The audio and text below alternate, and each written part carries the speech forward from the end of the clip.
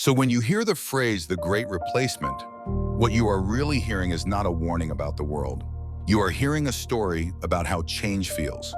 You are hearing grief translated into threat.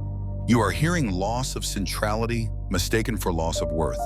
And you are hearing fear dressed up as analysis.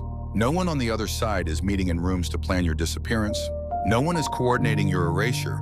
No one is writing strategies about how to replace you. The only place this story exists is inside the minds of the people who feel unsettled by change, which means the wound is self-inflicted, and yet the harm is not self-contained. It spills outward. It turns neighbors into enemies. It turns coexistence into competition. It turns equality into oppression. It turns presence into invasion. It turns shared space into stolen space. And it does this not because anyone is evil, but because fear is persuasive.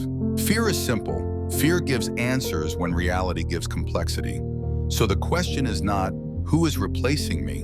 The question is, why does equality feel like loss? Why does sharing feel like erasure? Why does not being central feel like being invisible? Why does the existence of others feel like a threat to my own?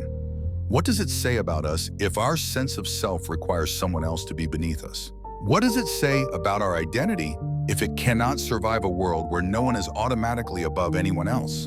And what kind of future are we building if our response to change is to look for someone to blame instead of something to understand? Because this story does not protect you, it isolates you, it does not preserve your worth. It ties your worth to someone else's absence, and that is not safety, that is dependency. Dependency on hierarchy, dependency on fear, dependency on a story that can only survive if someone else is always cast as the threat.